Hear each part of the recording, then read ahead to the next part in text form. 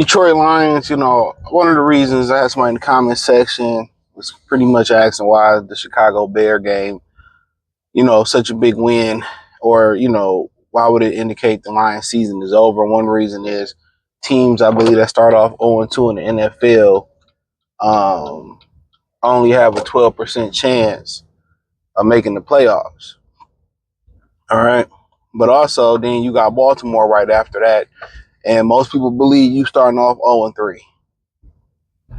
That's why it's so huge. And this is why it's like a situation where they need to win the games they need to win. The Chicagos, the Green Bays, teams that they were able to beat in the past. You need to win those games in those division games because most people feel that going to Baltimore, they remember what happened last time and they steamrolled Baltimore. Baltimore steamrolled them. It wasn't even competitive. So, if that team who offense was pretty much clicking at a decent rate, was pretty much clicking at a decent rate, now you got an offense and defense trying to find a way, and the Lions refuse to play zone defense. They want to go man to man. They're going to make that work versus a mobile quarterback, and they're going to have problems. They're going to have a lot of problems. And you have no pass rush. So most people chalking that up as an L, and you go 0-3. And unfortunately, I believe they had like a whole bunch of people on the waiting list to buy tickets, and it ain't gonna be too much. To buy, be too many more people on that waiting list to buy no damn tickets. The resale value of the Lions tickets is gonna plummet. And then also, NFL gave them an opportunity and be in some primetime games, and now, if this happens, they go 0-2, basically 0-3. I believe that as well too. And it's like, oh, see, that's why we don't put the Putty Cats on TV. So that's why it's so critical, and that's why it's the urgency to win this game and get it together. Now Baltimore defense, did they look like world beaters versus Buffalo? No. But then again, Buffalo and Baltimore pretty much is two quarterbacks running the same offense, and they one of the top 3 quarterbacks in the league, so they've been doing this.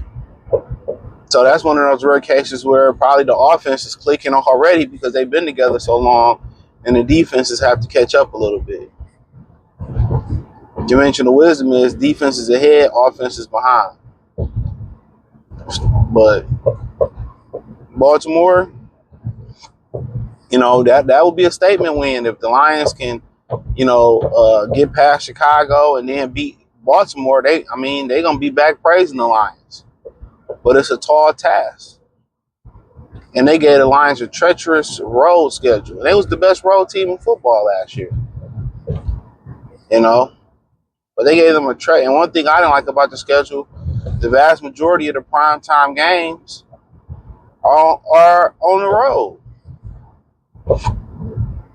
That was my biggest, but, the powers that be ain't got no love for Detroit because of the history of Detroit. Got no love for Detroit. Since Michael Jordan left, ain't really shit been going on in Chicago. The Cubs, Theo Epstein got it done for the Cubs. And outside of that, not much going on there. The White Sox about 10, 15 years before that. So ain't much going on outside of that. So, but, the Baltimore game is what got everybody interest peaked. That's why people are like, okay, we virtually 0-2 right now. We at least got to beat Chicago. If you can't beat Chicago, it's going to be a long season. It's going to be a very long season. But only time will tell. Only time will tell. But that's why one of the reasons why this game is so critical. That's why. So, Lamar bringing, they struggle more. And they struggle more to mobile quarterbacks. A lot of it is not having a superior athlete up front outside of Hutch. But the other reason is they run man to man. That means you're going to have to blitz to get Lamar. You know, you got to blitz to get Caleb Williams. So, in zone, everybody's eyes is facing the quarter, which can be a good thing and a bad thing. Because he can manipulate, pump and run, or, you know, act like he'll run and throw over your head, but it's a lot harder. It's a lot harder. But that's really the big hoopla stuff.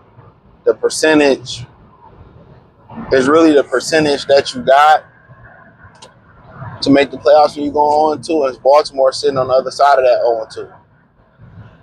And it's like, I know they're like, damn, you know, the fans giving up on us, and hell yeah. They don't, I mean, no, despite what people say, what they post on their platform, they don't believe in the Detroit Lions. I tell you that right now. Nobody 100% believe in the Detroit Lions. I'll tell you that right now. Don't nobody 100% believe in the Detroit Lions.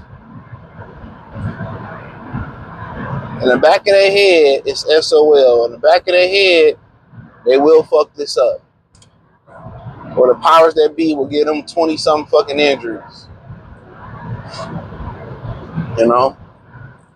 But look forward to the Baltimore game. You know, I look forward to it, man. I'm gonna look forward to Chicago and Baltimore, you know. But it's gonna be a tough task.